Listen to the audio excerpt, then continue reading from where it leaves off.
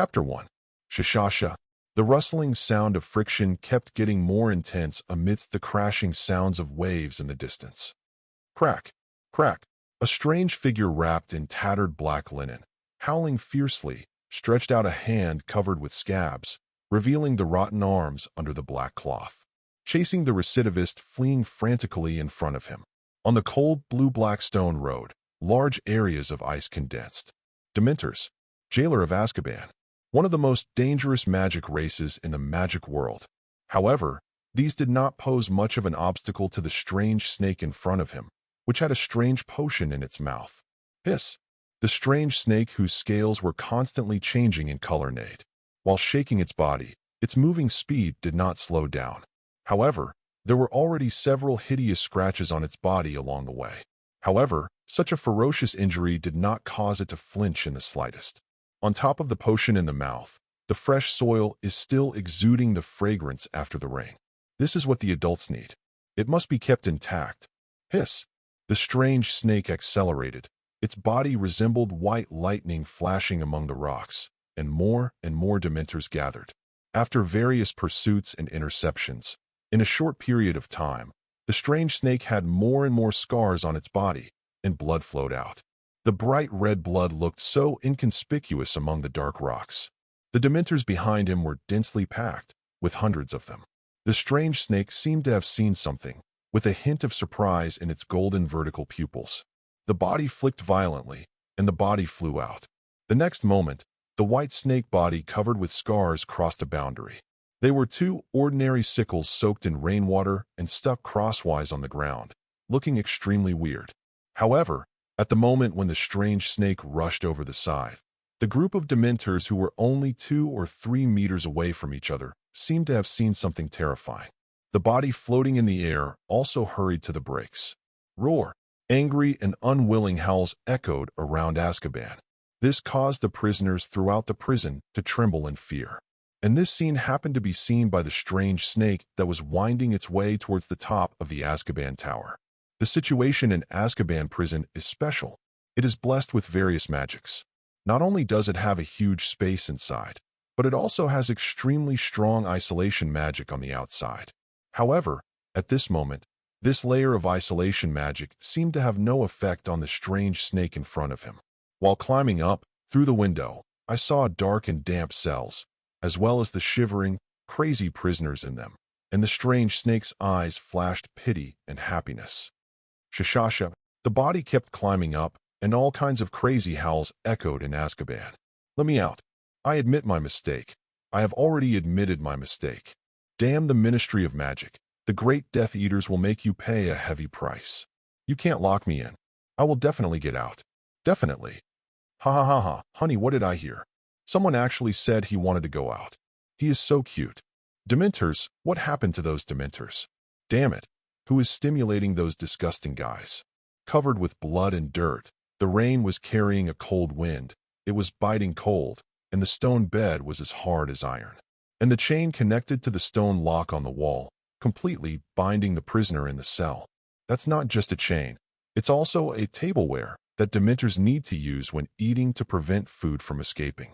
The strange snake didn't see this. It had been going back and forth like this at least 100 times over the years. The guests in these cells are no longer the same group of people as before. If we say that originally, it would have taken pity on these people and helped them bring back some fresh gadgets from outside. Now it is already numb. No matter what happens, as long as nothing happens to the adults, it doesn't matter to these people.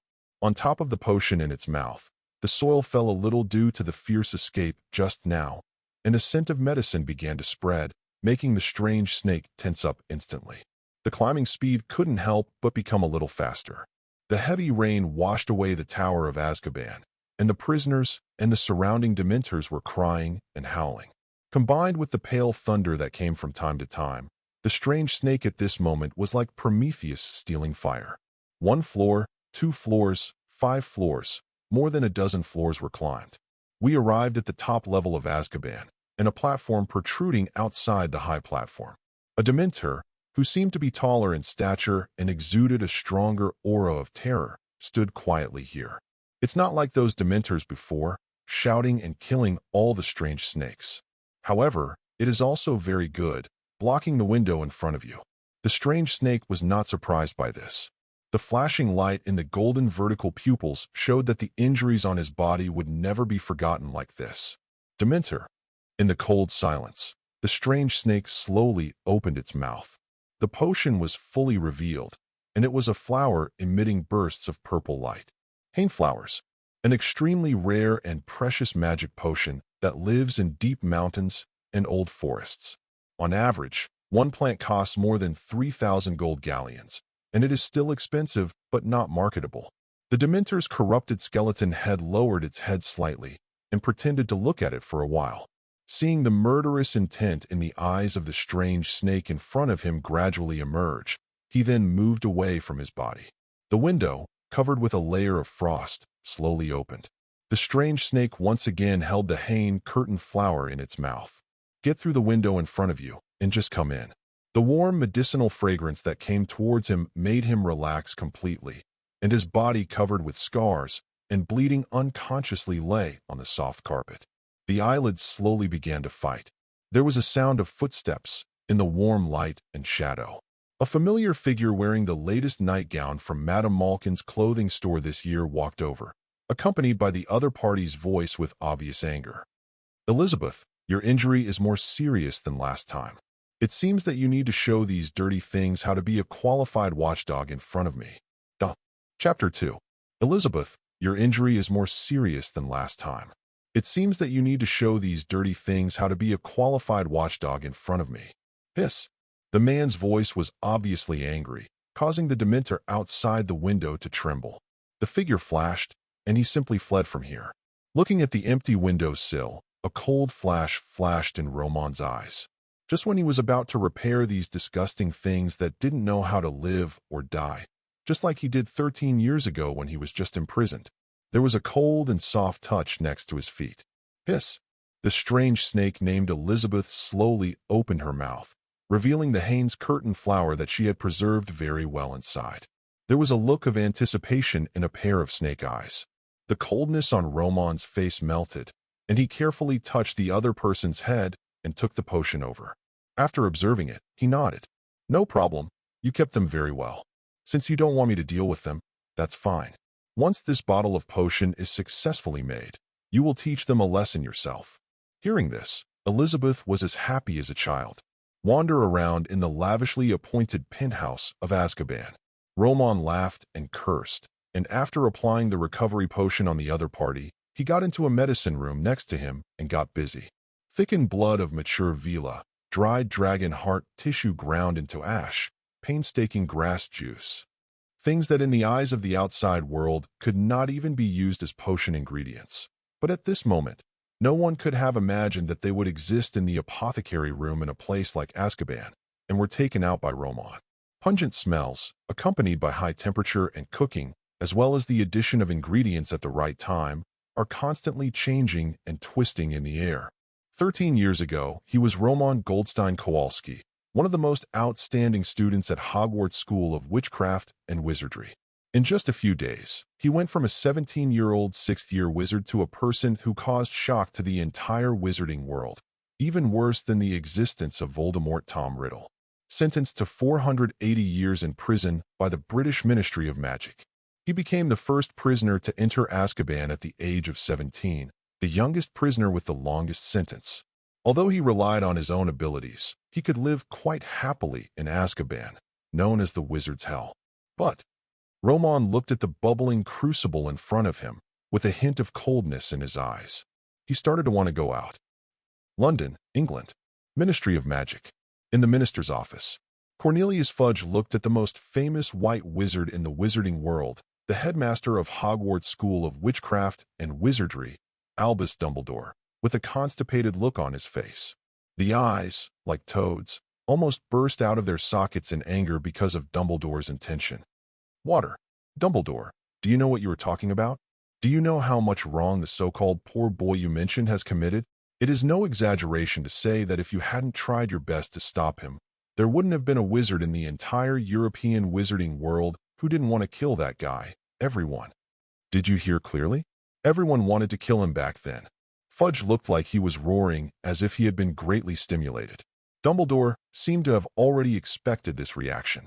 He stroked his beard, which shone with silver light under the light, and stared at the person in front of him. A pair of eyes that are calm, but seem to be able to see through everything. I admit that the incident was too horrific. Not only did it affect a wide range of people, but its influence was extremely bad. Fudge thought Dumbledore had given up and was about to breathe a sigh of relief. But he was immediately choked by Dumbledore's next words. But, Mr. Minister, maybe others are qualified to say that about the child Roman. At least you, Connery Fudge. You might as well ask Merlin from the bottom of your heart. Were you really there in that disaster? Did you suffer any losses? Fudge's face was livid, but Dumbledore didn't give him any face. Without mercy, he directly removed the opponent's fig leaf. Fudge, that young lady from the Smith family, didn't look down on you at all at that time. Fudge was furious. F***K. Dumbledore, what are you talking about? We really love each other. The entire wizarding world knows it. However, the Minister of Magic, who was considered a big figure in the wizarding world, could not pose any threat at all in front of Dumbledore, the big boss. Waves of chuckles came from Dumbledore's mouth, with an inexplicable, calming sound that echoed in the office. Haha, don't get excited, Fudge. You know, I'm not here to quarrel. On the contrary, I'm helping you now. Let's not talk about how you got your position, but there is one thing that I think you can't deny. There are quite a few people staring at it. I think you know this, old man. Fudge finally fell silent. There was an eerie silence in the office for a while. Fudge's voice finally sounded again. Professor Dumbledore, you should also know that what the brat committed back then was 100 times more serious than Voldemort in terms of impact. If it weren't for you, he wouldn't even have the chance to be imprisoned in Azkaban. Now you ask me to let him out. With all due respect, Professor Dumbledore, you may not have enough face. I may have directly offended the entire British wizarding community because of this incident. When the time comes, I won't be able to keep my position. However, Dumbledore smiled mysteriously. I am convinced in my heart that today's goal has been at least half achieved at this moment. He chuckled lightly, took out a letter from his arms, and handed it to the other party. Fudge looked unhappy, but still took it, muttering dissatisfiedly. Professor Dumbledore, all of this is in vain. I know that Brat's godfather is Master Newt, but even with this, Fudge's eyes suddenly widened, and he looked at the big red mark on the letterhead and the rigorously worded words at the beginning in disbelief. American Ministry of Magic. Chapter 3. Dear British Minister for Magic, Cornelius Fudge, we have been opposed to the outcome of your Ministry of Magic's treatment of our country's outstanding wizard Mr. Roman back then.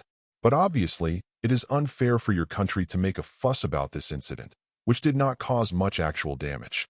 The shameless detention of Mr. Roman Goldstein Kowalski for 13 years is a serious provocation to the dignity of the United States Ministry of Magic, and we can no longer tolerate it.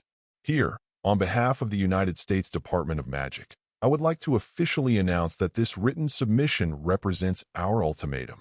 Immediately release Mr. Roman Goldstein Kowalski, a subordinate of the United States Ministry of Magic and the best potion master of this century, and be sure to ensure all his legal and reasonable activities in your jurisdiction. We were unable to receive a satisfactory reply within 7 days of the letter being delivered.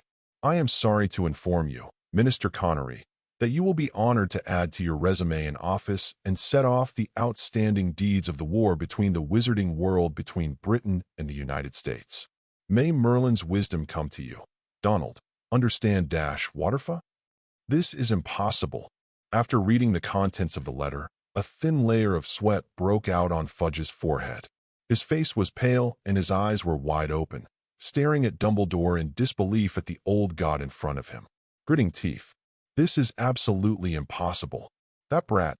No, even if you include the family behind him and Newt Scamander. There is absolutely no way you can let the American Ministry of Magic stand up for them. This is impossible. Listening to the other party's hoarse roar, Dumbledore just shook his head gently. There was a hint of memory in his eyes, as if he was reminiscing about something in the past. Sigh. Fudge, you know that even I can't fake the letter markings of the American Ministry of Magic. They are even better at this than we are. To a certain extent, Fudge, you really don't understand what the child Roman actually represents. What you see in front of you is the fact. If you continue to imprison him, the United States Ministry of Magic will definitely go to war over it. Fudge. Holding the letter in his hand with a tangled expression, he paced back and forth in the office. Today, Dumbledore really brought him a big problem that really put him in a dilemma. By releasing Romon, he will definitely offend the entire British wizarding community, and even the entire European wizarding community. But not releasing Romon caused a war in the wizarding world during his tenure. Then he is even cooler. Finally, after walking around for who knows how many times, when even Dumbledore was about to finish the snacks on his desk, Fudge paused. Gritting his teeth, he stared at each other. Dumbledore, why? I need to know why the American wizarding community would send me such a strong threat to declare war for such a brat. I need to know the reason, seeing that the situation is almost over. Dumbledore also smiled slightly, and under the gaze of the other party, he took out a crystal amethyst potion bottle the size of an egg from his arms. Placed in front of Fudge. Look at it, how beautiful it is. Even Severus has to praise it. It is the work of our Mr. Romon. From the notes he left at home, we know that the name of this potion is Merlin's Second Visit at Midnight. Fudge, who was still immersed in this beauty, couldn't help but twitch the corner of his mouth after hearing the name. After a long while, he gritted his teeth and squeezed out a sentence. It's indeed his style. But what effect does this potion have? Dumbledore smiled slightly, looked at the potion bottle, his eyes flickered, and murmured. Just like its name, the second chance Merlin gives to wizards, Fudge.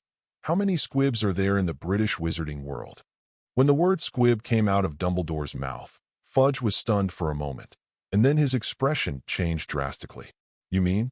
Dumbledore nodded, pointed at the potion bottle in front of him, and murmured. This potion can give squibs a second chance, allowing them to reignite a surge of magic and become a true wizard. Although a person only has one chance. But, Fudge, you must understand now why the United States will the magic world be so excited. Fudge nodded, took a breath, and then sat down on the chair weakly. The brain is a little blank.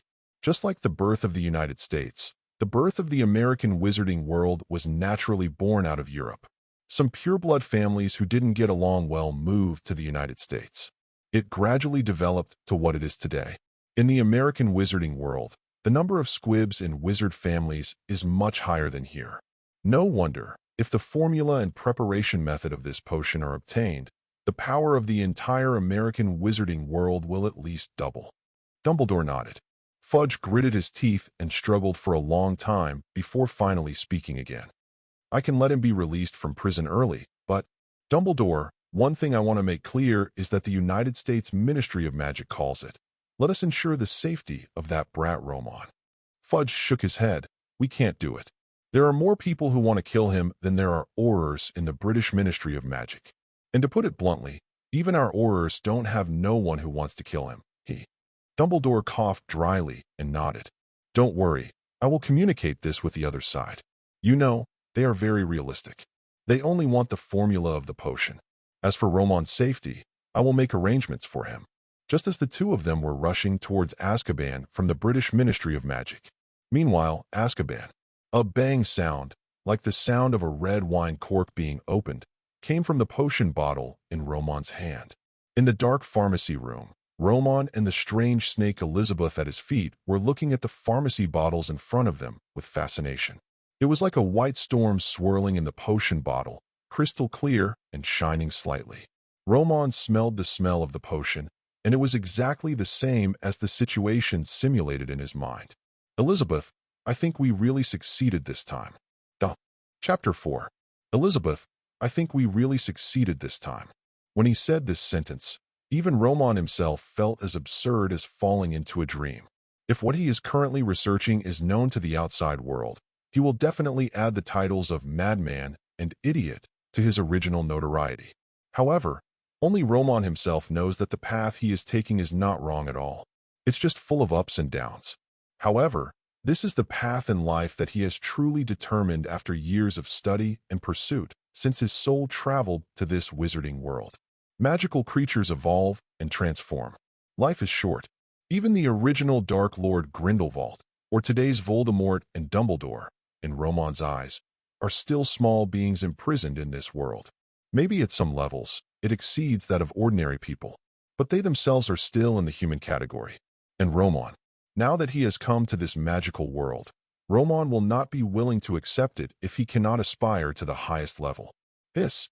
Elizabeth rubbed Roman's feet excitedly, and the touch of the snake's body, which was as cold as white jade, brought Roman back to his senses. He lowered his body and touched the other person's head with the same expectation in his eyes. Elizabeth, are you ready? Completely liberate the foundation of transformation over the years and become a unique, advanced magical creature in the magical world. Elizabeth nodded excitedly. It can't wait any longer. Not only as an experimental subject, to verify the conjecture and research of the Master Roman. It is also a biological instinct to become stronger. Finally, Roman checked Elizabeth's condition and confirmed that there was nothing wrong with her. He slowly poured the potion he named NTR's creator from the bottle into Elizabeth's mouth. There was a crash. A violent gust of wind exploded from Elizabeth's body. Amidst the clicks that sounded like chains being untied, Roman, who was pushed to the wall, saw with excitement that the snake scales on the opponent's body were rapidly hardening and then falling off. Yee! Waves of sobs came from Elizabeth's mouth as she twisted in pain. Then, there was a sound that made Roman so excited that he almost bit his tongue. "Ah, master, it hurts." Ignoring the shameful nature of the words, when this distinctly female human voice came out of Elizabeth's mouth, Elizabeth froze in shock, even though she was in pain. I can speak now. Master, Roman was equally excited. However, when he saw Elizabeth, whose body was surging with energy and her snake body was rapidly expanding, his expression changed. He hurriedly waved his hand, and a burst of magic power surged out. There was a crash, and the window was instantly broken open. "Quick, Elizabeth, get out quickly. This place cannot bear your next transformation." Elizabeth also came to her senses in an instant, and the next moment it turned into a white gust of wind, setting off a gust of wind in Roman's cell. In an instant, the howling wind sounded outside the window. When Roman came to the window a little embarrassed, he saw a scene that made him extremely excited. "Roar, you bastards. I've been planning to tear you apart for a long time." At this moment, Elizabeth's body has actually expanded to 10 or 20 meters long, like a small train. The white snake scales all over its body had transformed, and a layer of pure white bird feathers had actually grown. When Roman saw it, a pair of wings spread out from behind with a clatter. And at the moment when Elizabeth looked at the swarming Dementors, she let out a roar. The situation suddenly changed. A terrifying gust of wind, carrying bursts of black and red thunder, suddenly erupted from her mouth. Instantly hit the dozen Dementors that rushed towards him. The sharp and shrill screams of the Dementors instantly rang out over Azkaban, alarming the other Dementors around them. It also instantly caused the wizard prisoners in the prison to look out in horror. Waters hit. Who is this kind of magic wave? Who is attacking Azkaban? It's Voldemort. Our great demon lord is back. Ha ha ha. Our master is here to save us. Oh my god, there are those damn Dementors everywhere. They are all converging over there.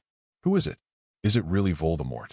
Among those extremely vicious dark wizards, there were many people with powerful magic powers, but even they felt their souls trembling violently after feeling this powerful aura. In a cell on the 10th floor of Azkaban, a crazy-looking woman with an afro on her head showed surprise in her eyes after feeling the magical atmosphere outside the cell. "It's my master who's back. It's Voldemort who's back." In another cell, a big black dog lay sleeping in the cell. After feeling the terrifying magical atmosphere outside the prison, the big black dog got up. A shocking thing happened. The big black dog slowly changed and turned into a human. Damn it, isn't Voldemort dead? Who else can have such a powerful magic wave and directly attack Azkaban? At the same time, Dumbledore and Fudge came to the vicinity of Azkaban's island through apparition. When they saw the situation on the island, their expressions changed instantly. Waters hit. Someone is attacking Azkaban. Fudge's voice became shrill at this moment, and just when he was about to call the headquarters Auror, but he was stopped in time by Dumbledore. "Don't panic, Fudge. Look, there are no traces of fighting here. It looks like a magical creature that accidentally entered. What kind of Dementors are there?" You don't have to worry here. What we should pay more attention to now is Roman. Sir's safety, you know.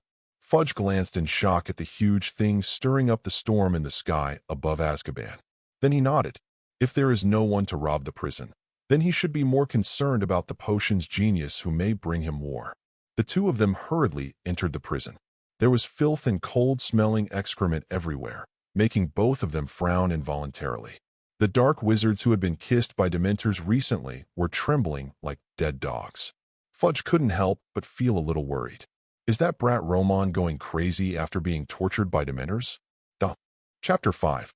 When I think about those rebellious beasts like Dementors, it is very likely that they will ignore the original request of the Ministry of Magic. Use cruel methods on Roman who cannot be tortured. Fudge couldn't help but go up the stairs a little faster. Along the way, he directly filtered out the curses from some of the dark wizards who recognized his identity.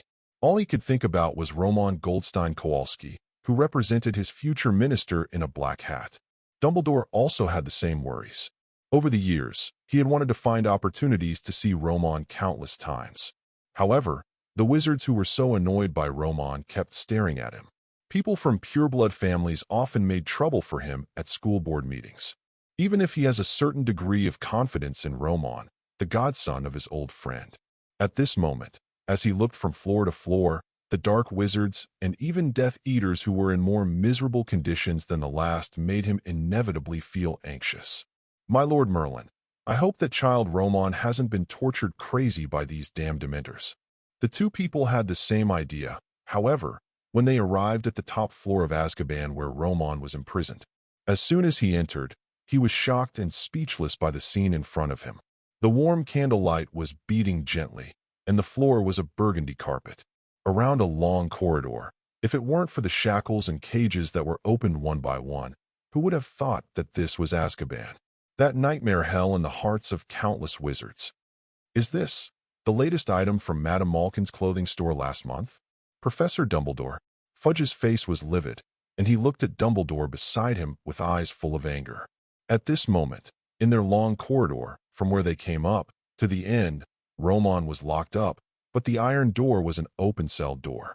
The left and right sides are full of things that are popular in the wizarding world now and in the past. Nimbus 2000 Flying Broomstick.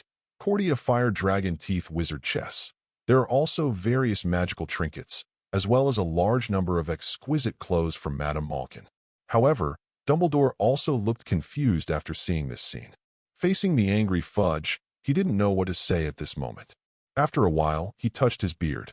Fudge, whether you believe it or not, I still have to say that these things are really not sent by me, and, you know, I don't have the time to come here so many times. With so many things, it is definitely not a small project. Fudge thought for a while, snorted coldly, said nothing, and walked towards the end of the corridor with full of doubts. Just walked to the door. I was so angry at the interior decoration that I didn't faint. A soft, large bed that looked like it had a muggle mattress, a high-end oak desk, and 7 or 8 bookshelves filled to the brim with books. The room looked messy, as if something had happened. Roman himself is missing, but there were scattered pieces of paper everywhere. Dumbledore walked in and picked up a piece of paper on the ground. What was recorded on it made even a top wizard like him confused. What magic cells, what magic gene rewriting, what reactions? When he saw the other things scattered on the ground, Dumbledore was even more shocked and speechless by the large amount of information about various magical creatures recorded on them. Note, what on earth did you instill in this child, Roman?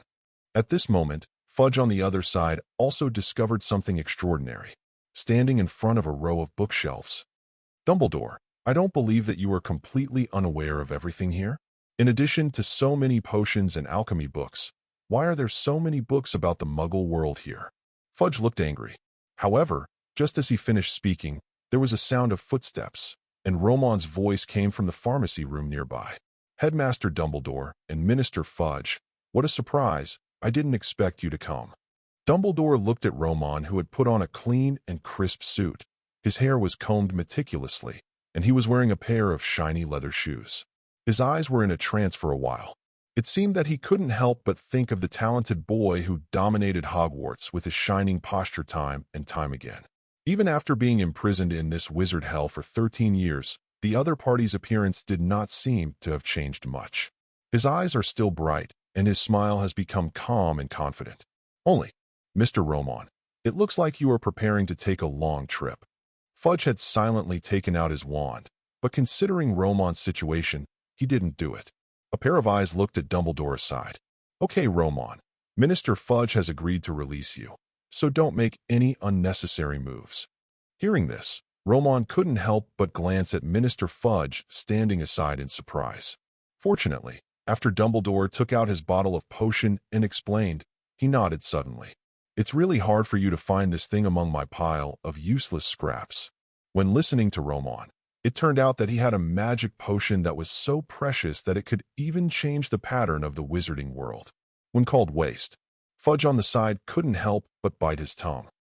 Okay, Mr. Roman, I can let you out, but I also want to make things clear to you.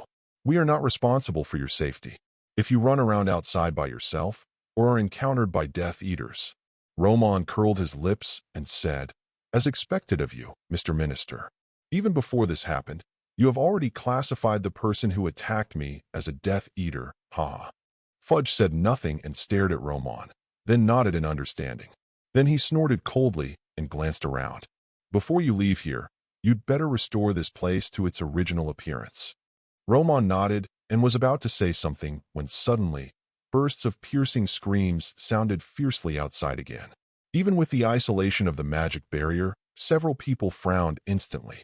Damn, what kind of magical creature is this? It looks like a bird and snake, but Fudge stood at the window and watched as his wings spread out. With a roar, he could trigger a violent tornado and stir up the Dementors, leaving Elizabeth crying for her father and mother. His expression was full of worry and confusion. At this time, Roman's voice suddenly came from behind him.